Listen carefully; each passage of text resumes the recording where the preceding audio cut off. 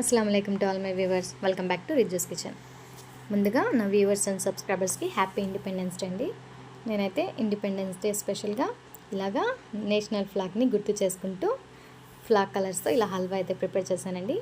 మీరు ముందుగా నా ఛానల్ని చూస్తున్నట్లయితే నా ఛానల్ సబ్స్క్రైబ్ చేసి నా వీడియోని లైక్ చేయండి. ఎలా ప్రిపేర్ చేయాలో చూసేద్దాం. ఒక ప్యాన్లో 3 టేబుల్ స్పూన్స్ దాకా నెయ్యిని తీసుకొని జీడిపప్పు, బాదం పప్పుని సన్నగా కట్ చేసుకున్న ముక్కల్ని నెయ్యిలో యాడ్ చేసుకోండి. మీకు కావాలనుకుంటే ఇందులో కిస్మిస్ కూడా యాడ్ చేసుకోవచ్చండి. మంటని లో ఫ్లేమ్లో ఉంచుకొని ఈ డ్రై ఫ్రూట్స్ని రోస్ట్ చేసుకుంటుండండి. ఇలా 2-3 నిమిషాల దాకా రోస్ట్ చేసుకొని వేరే ప్లేట్లోకి ట్రాన్స్ఫర్ చేసుకోండి. ఇప్పుడు అదే నెయ్యిలో 1 కప్పు వరకు బొంబాయి రవ్వని తీసుకోండి. బొంబాయి రవ్వలోకి నెయ్యి మొత్తం అబ్జర్వ్ అయ్యేలాగా సన్న మంట మీద ఇలా కలుపుకుంటూ ఉండండి. బాగా రోస్ట్ అయ్యేదాకా 5-10 నిమిషాల వరకు ఇలా రోస్ట్ అయిన రవ్వని వేరొక ప్లేట్లోకి ట్రాన్స్ఫర్ చేసుకోండి. ఇప్పుడు అదే ప్యాన్లో 1 కప్పుకి 3 కప్పుల దాకా వాటర్ని యాడ్ చేసుకోండి. 1 కప్పు రవ్వకి 3 కప్పులు నీళ్ళండి. నీళ్ళు పోసుకొని హై ఫ్లేమ్లో పెట్టి మంటని మూత పెట్టేసి ఒక 5 నిమిషాల దాకా నీళ్ళని మరగనివ్వండి. చూడండి, వాటర్ అనేది బాగా మరిగిపోయింది. ఇప్పుడు మనం పక్కన పెట్టుకున్న రవ్వని మంటని లో ఫ్లేమ్లో పెట్టుకొని స్లోగా ఇలాగా ఇందులోకి రవ్వని యాడ్ చేసుకుంటూ ఉండలు లేకుండా కలుపుకుంటూ ఉండండి. మనకి ఉండలు అనేది కట్టకూడదండి, వెంటనే ఇలా కలుపుకుంటూ ఉండండి. ఈ రవ్వ అనేది మనకి 2-3 నిమిషాలకే గట్టి పడిపోతుందండి. ఇది ఎక్కువ ప్రాసెస్ కూడా పట్టదు, 10 నిమిషాల్లో అయిపోతుంది. మనకి గరిటెతో ఉండలు కడుతుంటే తిప్పడం రాకపోతే ఇలా విస్కర్ తీసుకొని విస్కర్తో కలుపుకుంటుండండి. విస్కర్తో అయితే ఉండలు అనేవి ఎక్కువగా ఫామ్ అవ్వండి. ఇలాగా విస్కర్తో కలుపుకుంటూ ఉండండి.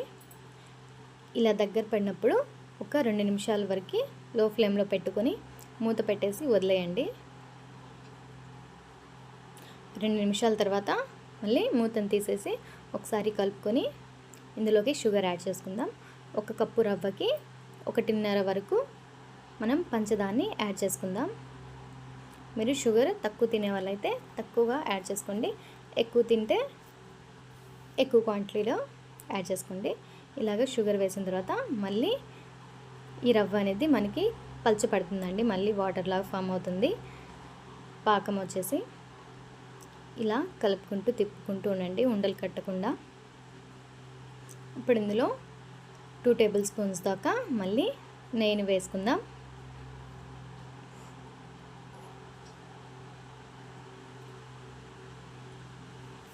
నెయ్యి వేసుకొని మళ్ళీ ఇలా ఒకసారి కలుపుకుంటూ ఉండండి లో ఫ్లేమ్లో పెట్టి.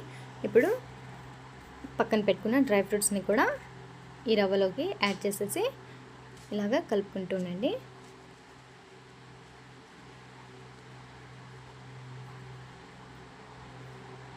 ఇందులో మనకి పాలని అసలు యూజ్ చేయమండి, పాలు కూడా వేసే అవసరం ఉండదు ఇందులో. ఇప్పుడు 1 కప్పులో కేసరి కలర్ని కొంచెం నీళ్ళతో కానీ పాలతో కానీ వేసేసి పక్కన పెట్టుకున్న బౌల్లో ఇప్పుడు ఈ కేసరిని వేయండి.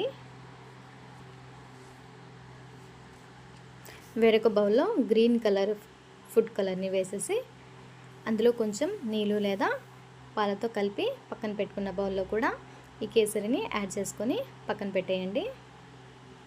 ఇప్పుడు ఒక స్పూన్తో లేదా విస్కర్తో ఈ బౌల్లో ఉన్న కేసరిని ఇలాగా కలుపుకుంటూ ఉండండి.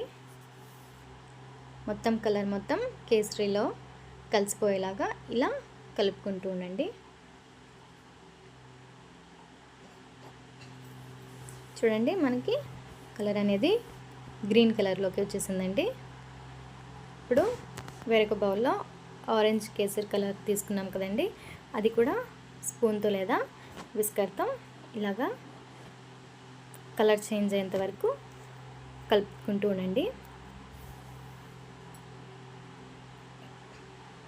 మనకి ఈ ఆరెంజ్ కలర్ కూడా రెడీ అయిపోయిందండి. ఇప్పుడు ఇందులో మనం ఏం కలిపే అవసరం లేదండి. Colour white colour only.